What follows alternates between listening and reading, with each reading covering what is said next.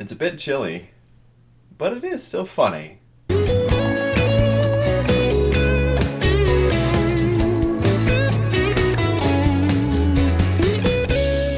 So, guys, this is my review for Krampus. Krampus. I've heard the original translation is Krampus, but in this film they say Krampus.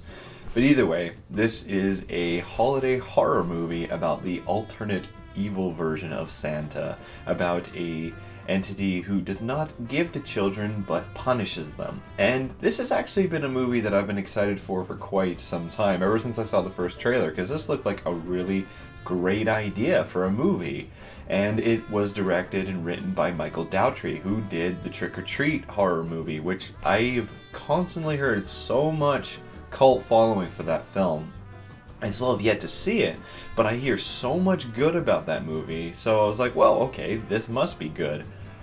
And least to say, in the first minute, you're hooked, because it has this great title intro sequence with, I guess it's kind of a play on Black Friday almost, is just this slow motion playing like with this Christmas music playing as these people are just storming this mall, and it's all in slow motion. It's edited to the song, and they're just killing each other, and it's fantastic. It really shows how it hammers the nail that all these other Christmas movies tried to do with saying that, oh, Christmas isn't about family anymore, it's about commercialization, it's just kind of about doing it for the sake of doing it. And they actually kind of point out a few things that are silly about the idea of inviting your family over, especially those family that you don't like.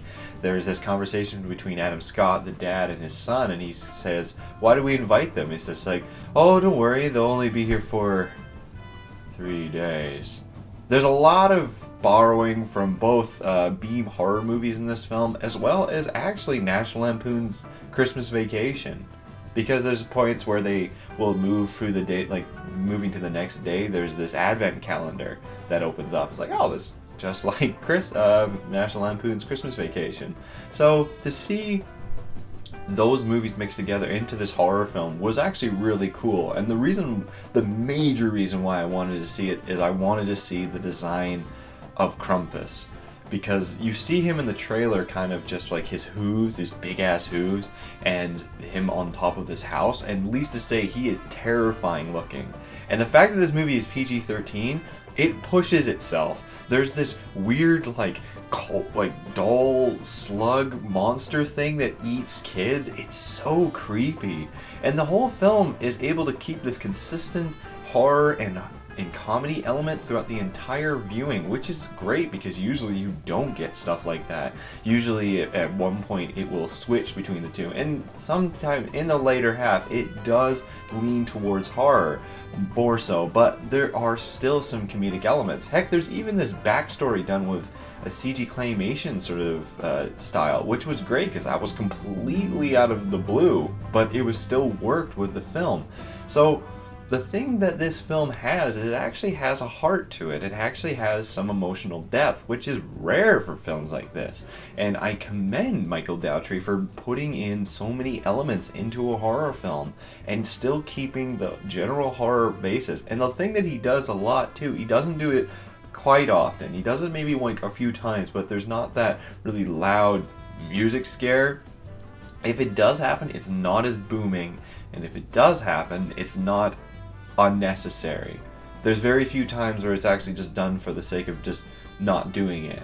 And I like that. I like that it's toned down. Admittedly, I'm a little bit upset that it's only PG-13 because I could have loved to see more gore in this movie. They truly tried to push it. But other than that, everyone was actually really good in this movie. One of the best things I could say about this movie actually is that as terrible as some of the people are, when Krampus comes and people start getting nicked off, you actually don't want them to die. At least for me. I was feeling that. I was like, you know what, they all seemed awful at first, but then we're able to find kind of these underlining things that make them, you care about some of these characters. Almost all of them, in fact, which is, again, very rare for this style of movie. The only thing, and this is the thing that really bummed me out, was kind of the later half. Not more so the final act, because it's trying to make a joke on kind of these types of movies with this sort of laugh at emotional reconciliation, but it doesn't pan out as well as you would think. And it is a little bit funny, and the ending is really cool. The problem is you've seen it before, and it's basically a play on a certain Christmas tale. I'm not going to say which one, but when you see it, you'll be like, oh, it's that one. Because if I told you it right now, you'd be like, oh, well, you totally know what that is. But either way, as much as I really did like this movie, the problem is that ending. The ending just doesn't really, like, it feels like the whole movie just, like, speeds up at the end. Like, they have to pick people off quicker because they're running out of time.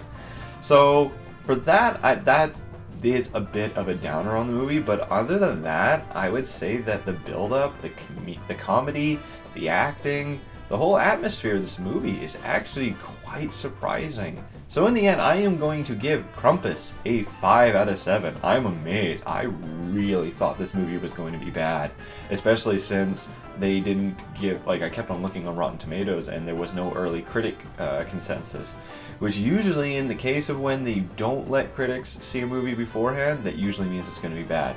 But anyway, guys, that's all for me. Hope you enjoyed this review, and I've got a big update coming with the next video, which I hope you guys will enjoy. Anyway, see you later. Buckle down.